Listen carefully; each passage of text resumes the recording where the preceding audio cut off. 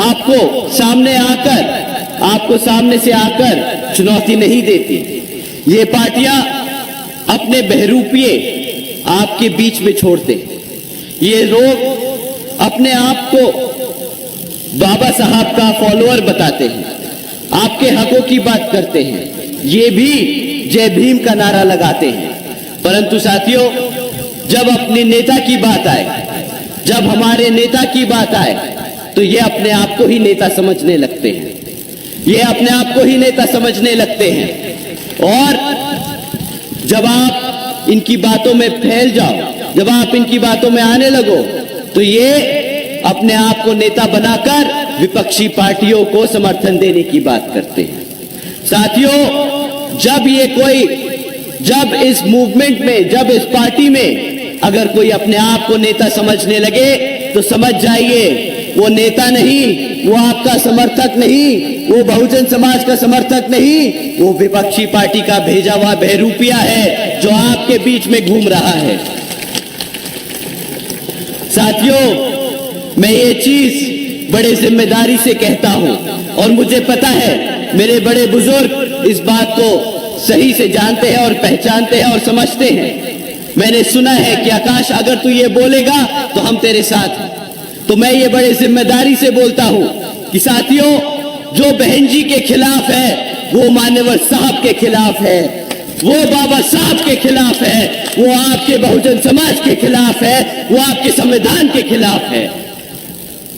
साथियों, ये बहरूपिये खाली आपके बीच में नेता बन के नहीं घूमते, ये पहले कार्यकर्ता का रूप लेते हैं, फिर पदाधिकारी का रूप लेते हैं और कभी कभी तो प्रत्याशी बनकर भी आपके बीच में आ जाते हैं। किसी और फलाना पार्टी को डालना है तो समझ जाइएगा साथियों, वो आपका शुभचिंतक नहीं, वो बहन जी का शुभचिंतक नहीं, वो बहुजन समाज पार्टी का शुभचिंतक नहीं, वो विरोधी पार्टी का भेजा हुआ बहरूपिया है।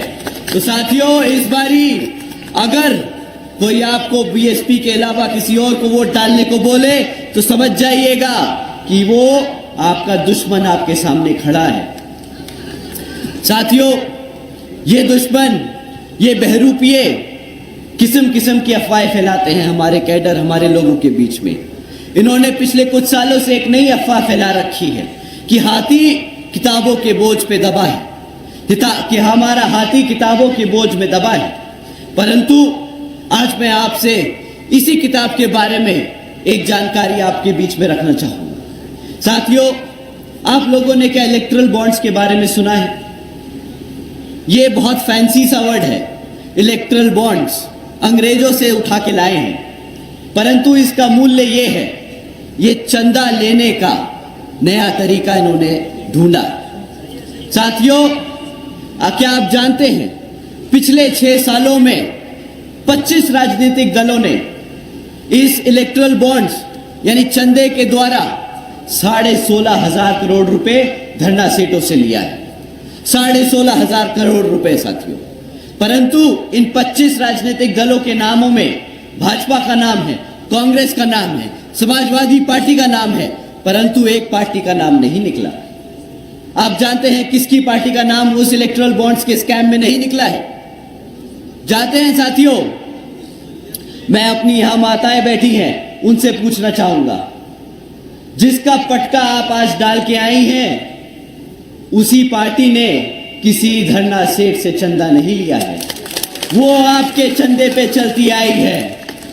साथियों, बीएसपी एक लौती पार्टी है जिसने किसी भी धरना सेठ, किसी भी कॉर्पोरेट कंपनी से 1 रुपया नहीं लिया।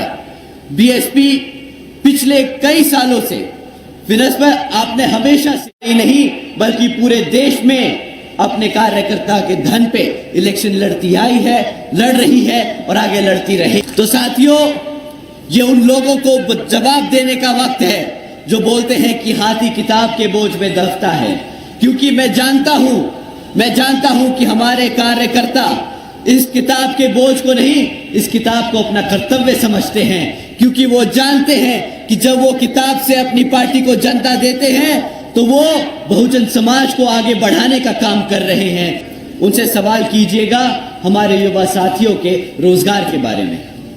साथियों, जहां तक रही बात शिक्षा की, मैं आपके बीच में तीन जरूरी मुद्दे छोड़ के जा रहा हूं शिक्षा के बारे में।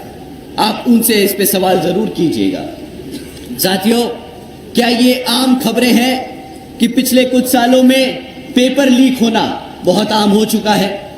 बताइए साथियों, क्या पिछले कुछ सालों में हर दूसरे महीने पेपर लीक की खबरें आती हैं कि नहीं आती हैं? तो इसका क्या मतलब है? बिजनेस।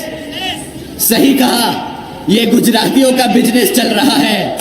इससे आपका तो भला हो नहीं रहा, ये गुजरातियों का बिजनेस चल रहा है। साथियों, जब पेपर लीक होता है ना, तब हमारे मेहनत करते हुए युवा साथियों जो वहां पर अपना एग्जाम में पेपर देके आते हैं, वो सरकारी नौकरी के लिए अप्लाई करते हैं, तो वो नौकरियां रद्द कर दी जाती हैं। ये सही कहा, बिजनेस हो रहा है। हमारे युवा साथियों को बेरोजगार रखने का बिजनेस है, ताकि हमारे साथी लोग कभी अपने पैरों पर ना खड़े हो सके। साथियों, दूसरी सबसे बड़ी दिक्कत जब शिक्षा की बात आती है, तो हमारे सरकारी स्कूलों के बच्चे सिंपल, बहुत बेसिक गुणा भाग नहीं कर पाते, ना वो बेसिक इंग्लिश बोल पाते, ना समझ पाते हैं। साथियों, अगर हमारा बच्चा पढ़ लिख नहीं सकता तो वो कहां से रोजगार की बात करेगा? क्या जब वो बच्चा पढ़ नहीं पाएगा तो हमारी यहां माताएं बैठी हैं, आप बताइए, अगर आपका बच्चा पढ़ नहीं पाएगा तो क्या कभी वो रोजगार के लिए आगे बढ़ पाएगा? क्या नहीं बढ़ पाएगा ना। जब वो रोजगार नहीं पढ़ पाएगा, जब वो रोजगार में नहीं जा पाएगा, तो क्या वो वापस पलट के आपके लिए कमा के दे पाएगा? जब पढ़ाई नहीं तो लिखाई नहीं, जब पढ़ाई लिखाई नहीं तो रोजगार नहीं। साथियों, इन्होंने आपको गरीब रखने का नया धंधा, नया व्यापार खोला है। साथियों, आप लोग जानते होंगे कि जब सरकारी स्कूलों में बच्चे पढ़ लिख कर निकलते हैं तो कॉलेज वाले क्या बोलते हैं? आईआईटी बॉम्बे, आईआईटी दिल्ली, ये सरकारी, बहुत बड़े बड़े सरकारी कॉलेजेस हैं, ये बोलते हैं कि भाई तुम्हारा जो सरकारी स्कूल है उससे हमें डिग्री का कोई मतलब नहीं, हमें प्राइवेट स्कूल की डिग्री चाहिए। परंतु प्राइवेट स्कूल में जाने के लिए आपको लाखों रुपया लगता है। क्या आपको दिया लाखों रुपया इस सरकार ने? नहीं दिया ना। सरकारी स्कूल में जाओगे तो सरकारी स्कूल की डिग्री बेकार है, पर जब सरकारी स्कूल से निकल के प्राइवेट कॉलेज में जाना पड़ता है तो कंपनियां क्या बोलती है? ये प्राइवेट कॉलेजेस की डिग्रियां बेकार हैं, हमें सरकारी कॉलेजेस की डिग्रियां चाहिए। जब आपका बच्चा प्राइवेट स्कूल में जाएगा तो लाखों रुपया खर्चना पड़ेगा। जब सरकारी कॉलेजेस में जाएगा तो उससे प्राइवेट स्कूल की डिग्री मांगी जाएगी। जब वो प्राइवेट सरकारी स्कूलों से निकल के कंपनियों में जाएगा तो फिर उसको नौकरी मिलेगी। तो आपके बच्चे को, हमारे बच्चों को वो सरकारी स्कूल में भेजते हैं ताकि वो सरकारी कॉलेजेस में ना जा सके, वो प्राइवेट कॉलेज में जाना पड़ता है उन्हें। जब प्राइवेट कॉलेज में जाते हैं तो प्राइवेट कंपनियां उन्हें नौकरियां नहीं देती। आपके बच्चों को वो जमीनी स्तर से, बचपन से ऊपर तक, आखिरी छोर तक कमजोर रखने की कोशिश करते हैं। साथियों, अगर यही शिक्षा का मॉडल इनका गुजरात का मॉडल बोलता है तो नहीं चाहिए हमें गुजरात का मॉडल, नहीं चाहिए ऐसी शिक्षा। भाई साहब, हमारी बहन जी ने हमारी बच्चियों के लिए सरकारी स्कूलों में 12वीं तक की शिक्षा फ्री करी थी, ताकि वो बच्चियां बिना पैसा खर्चे अपनी 12वीं तक की शिक्षा पूरी कर सके, तरक्की कर सके, अपने पैरों पर खड़ी हो सके।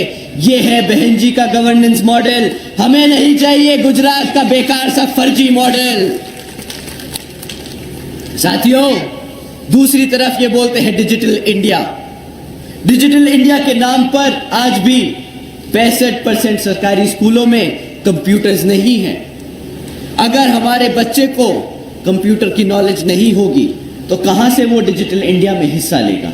कहां से वो विदेशी कंपनियों से डील कर पाएगा?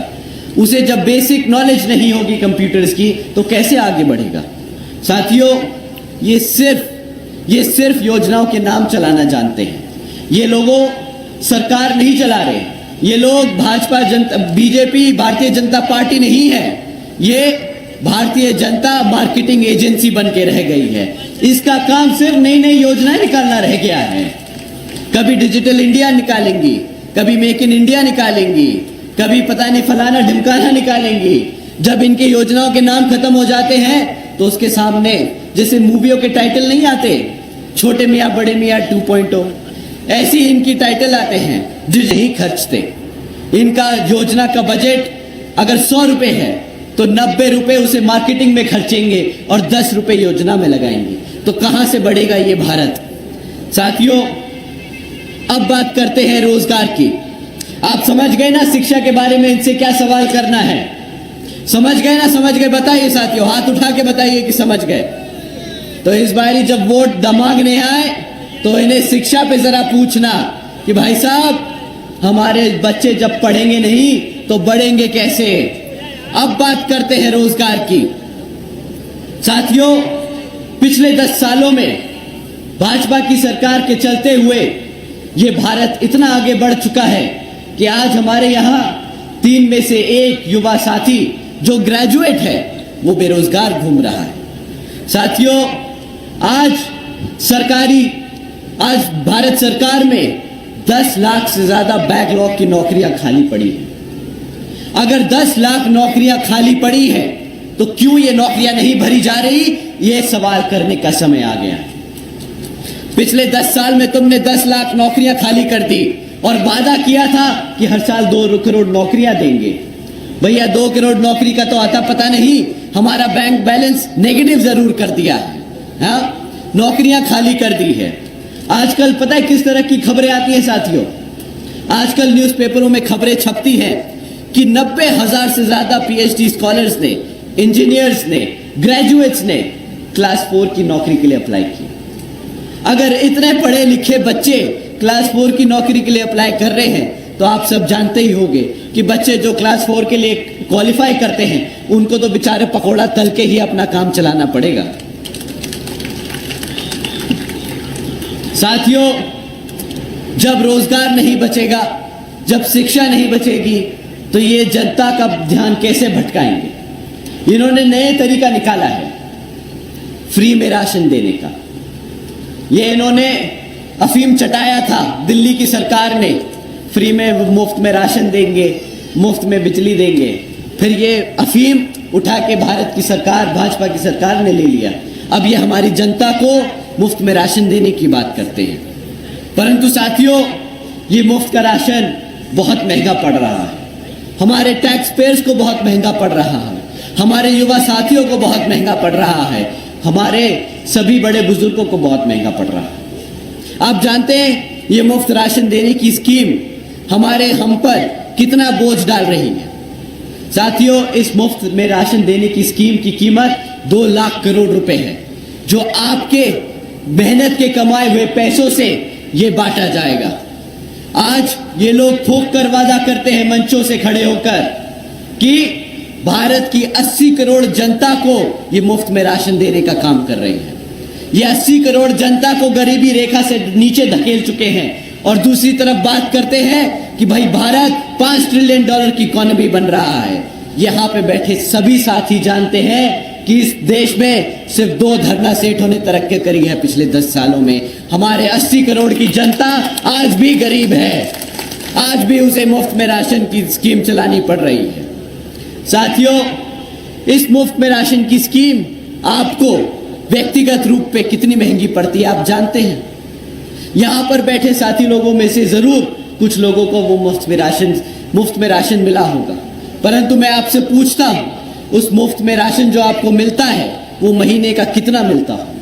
क्या कीमत होगी उस मुफ्त के राशन की? यहां पे 90% लोग राशन फ्री में ले रहे हैं। भाई कितना रुपया राशन मिलता है आपको? 500, 1000 रुपया राशन मिलता है ना? 500, 50, 100 रुपया? चलो आपके हिसाब से 100 रुपए की कैलकुलेशन करते हैं। 100 रुपए में साल का कितना रुपया हुआ? 1200 रुपया। अगर क्लास 4 की नौकरी लगती तो कितना महीना रुपया कमाते? 15,000 रुपए तो कमाते। साल का कितना हुआ? 1.5 से 2 लाख रुपया हुआ। 1200 रुपया दे के आपको 1.5 लाख रुपए का चूना लगा रहे हैं ये लोग। साथियों, ये है गुजरात मॉडल। 1.5 लाख रुपए का चूना लगाना गुजरात मॉडल कहते हैं। हमारे यूपी के साथी लोग सब जानते हैं कि बहन जी की सरकार के दौरान यहाँ पे लाखों युवाओं की नौकरी लगी थी, और वो सिर्फ क्लास 4 में नहीं बल्कि बड़े बड़े पदों पे लगी थी। हमारे बच्चे यहाँ पे लाखों करोड़ों रुपए कमा रहे थे, यहाँ पे 1.5 लाख का चूना नहीं लगवा रहे थे अपने आप से। तो साथियों, आने वाले लोकसभा चुनाव में इन लोगों को 1.5 लाख का पर्चा थमाकर वापस भेज देने का काम करेंगे, और हाथी पे बटन दबाकर यहाँ पर बहन जी के हाथ मजबूत करने का काम करेंगे। साथियों, आप यहाँ पे बहुत देर से बैठे हैं, तो मैं आप लोगों का ज्यादा और समय ना लेते हुए बहन जी के कुछ काम आप लोगों के बीच में रखना चाहूंगा। साथियों, जैसा कि आप जानते हैं, बहन जी की 4 बार के शासनकाल में बहन जी ने कई स्कीमें चलाई थी, जिसमें से एक महामाया गरीब बालिका आशीर्वाद योजना चलाई थी। साथियों, आप जानते हैं बालिका महामाया बालिका गरीब योजना के तहत बहन जी ने क्या काम किया था। बहन जी ने 3.5 लाख बच्चियों को 1-1 लाख रुपए देने का काम किया था। बच्ची, गरीब घर की बच्ची पैदा होते ही देश में पहली बार लखपति बनी थी बहन जी के शासनकाल में। साथियों, बहन जी ने दूसरी स्कीम चलाई थी, सावित्रीबाई फूले बालिका शिक्षा योजना, जिसके तहत बहन जी ने हमारे प्रदेश की 7 लाख से ज्यादा बच्चियों को 12वीं तक की शिक्षा फ्री में प्राप्त कराने का काम किया था। साथ ही साथियों, बहन जी की सरकार में चलते हुए प्रदेश के व्यावसायिक technical institutes, engineering colleges, polytechnic एवं इंडस्ट्रियल ट्रेनिंग इंस्टीट्यूट्स में हमारे अन्य पिछड़े वर्गों के छात्रों के लिए 27% आरक्षण की व्यवस्था तय की थी। साथ ही साथ इन्हीं सरकारी कॉलेजेस में 27% आरक्षण की व्यवस्था हमारे पिछड़े समाज के बच्चों के लिए स्टूडेंट हॉस्टल्स में भी तय की थी। साथियों, बहन जी के मॉडल के चलते हुए यहाँ प्रदेश में बहन जी ने 12,500 करोड़ की लागत से हमारे सभी SC, ST व OBC आदिवासी समाज के साथियों के लिए 3.5 लाख परिवारों को खुद का घर देने का काम किया था। साथियों, यही नहीं, बहन जी मॉडल ऑफ गवर्नेंस के मॉडल के चलते हुए बहन जी ने यहाँ पर 90,000 से ज्यादा शिक्षकों को सरकारी नौकरी देने का काम किया। 1 लाख से अधिक सफाई कर्मचारियों को नौकरी देने का काम किया। 2 लाख से अधिक पुलिस फोर्स में भर्ती करी, और 6 लाख से अधिक सभी सब समाज में से अपर कास्ट, पिछड़ा वर्ग, सभी गरीब और सभी जरूरतमंद लोगों को नौकरी देने का काम किया। साथियों, बहन जी के मॉडल ऑफ गवर्नेंस के चलते हुए ही अगर आप सब बहन जी के हाथ मजबूत कर यहाँ से प्रत्याशी जी को आप लोकसभा में भेजने का काम करेंगे, तो बहन जी प्रधानमंत्री बनकर इन्हीं योजना के तहत आगे चलकर पूरे देश में हमारे सर्व समाज में से सभी जरूरतमंद लोगों की मदद करने का काम करेंगी। साथियों, आप सब ने इतनी गर्मी में अपना इतना कीमती समय निकाला, तो आप सभी का मैं एक बारी फिर से तहे दिल से धन्यवाद करता हूं, और आपसे दरख्वास्त करता हूं, आपसे अपील करता हूं कि आने वाले लोकसभा चुनाव में हमारे यहाँ के प्रत्याशी को हाथी के सामने वाला बटन दबाकर भारी वोटों से यहाँ पर विजय बनाकर पार्लियामेंट में भेजने का काम करेंगे, और बहन जी के हाथों को मजबूत करेंगे। जय भीम, जय भारत।